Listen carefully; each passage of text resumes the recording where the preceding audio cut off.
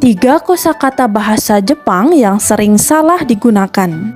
Minasang, kali ini saya akan memberikan informasi mengenai tiga kosakata bahasa Jepang yang sering digunakan dengan salah oleh orang Indonesia.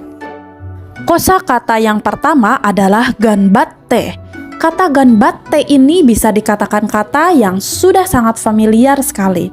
Bukan cuma dikenal oleh pelajar bahasa Jepang saja, tetapi orang awam pun biasanya mengetahui kata ini. Mungkin yang sering salah gunakan ganbatte itu para orang awam. Mungkin karena mereka belum tahu konjugasi kata kerja dan mereka tahunya arti ganbatte itu adalah semangat. Minasang, seperti inilah biasanya kata ganbatte yang mereka gunakan dengan salah. Silahkan disimak ya. Minasang, coba perhatikan berikut ada satu percakapan antara si A dan si B. Si A, dia menulis status sosmed, harus siapin diri nih besok mulai UAN. Kemudian si B menjawab, wah besok UAN ya kamu, ganbatte ya. Kemudian si A menjawab, hai ganbatte. Nah, kira-kira salahnya di mana? Salahnya itu terletak di kata akhir, yaitu hai ganbatte.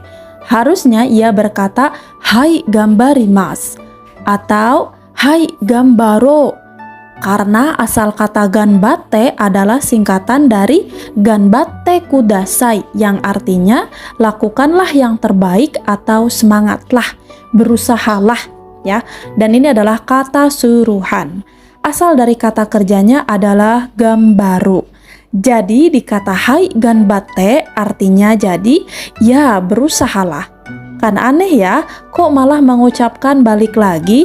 Tapi kalau temannya juga ujian sih bisa ya. Hai anatamo ganbatte. Atau bicara pada diri sendiri atau menyuruh diri sendiri, ganbatte. Jadi di percakapan tadi salahnya cuma saat membalas kata ganbatte temannya ya. Kita harusnya menjawab dengan jawaban ganbarimasu atau gambaro atau gambarimasho. Kosakata yang kedua adalah penggunaan partikel mo. Nah, kata ini sering banget ya digunakan dengan salah. Partikel mo memiliki arti juga. Dan mereka berpikir arti juga ini di partikel mo bisa digunakan sama luasnya seperti juga di bahasa Indonesia. Seperti ini nih contoh kalimat yang sering diucapkan salah. Di sini ada percakapan antara dua orang ya, si A dan si B. Si A, ohayo, selamat pagi. Kemudian si B-nya menjawab, ohayo mo, ya, ohayo mo, selamat pagi juga. Minasang, banyak yang menjawab salam dengan bahasa Jepang menggunakan partikel mo, dan mereka pikir itu bisa untuk membalas salam seperti pada bahasa Indonesia. Tentu saja itu kalimat yang gak lazim dalam bahasa Jepang ya.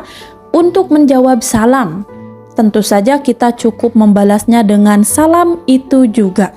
Gak perlu tambah-tambahin partikel mo atau apapun.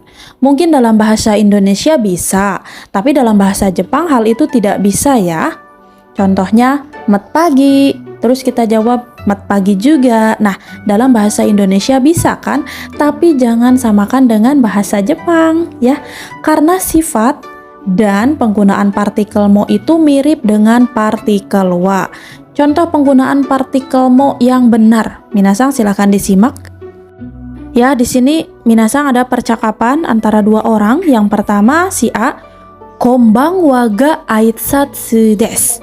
Konbang waga aitsatsu desu artinya konbang wa adalah salam. Kemudian si B menjawab ohayo mo. Nah, artinya ohayo juga adalah ucapan salam. Jadi ini ya minasang yang betul untuk penggunaan partikel mo. Yang ketiga adalah perbedaan dari minna dan mina. Kata yang ketiga ini juga sering banget yang menggunakannya salah.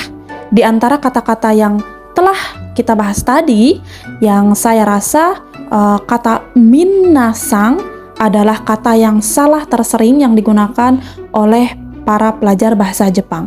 Dan jujur aja saya pun dulu pernah menganggap kata minna dan mina itu sama saja artinya, yaitu semua atau semuanya ya untuk orang. Tapi ternyata minna dan mina itu berbeda. Kalau minna berarti semuanya atau semua orang dan tidak digunakan untuk panggilan ya. Maka dari itu kata minna tidak bisa menggunakan kata tambahan sang atau sama. Yang bisa menggunakan akhiran tersebut cuma mina. Kata mina berarti para hadirin, guys gitu ya. Fungsinya untuk memanggil semua orang. Dan tentunya saja dalam panggilan kita bisa menyertakan akhiran sang ya atau sama dan lainnya. Kesalahan yang sering dilakukan yaitu meletakkan akhiran sang pada kata minna. Baik minasang, untuk informasi kali ini apakah bisa difahami? Jika ada pertanyaan ataupun masukan, minasang jangan sungkan tulis di komentar ya. Sampai ketemu di pertemuan berikutnya. Arigato!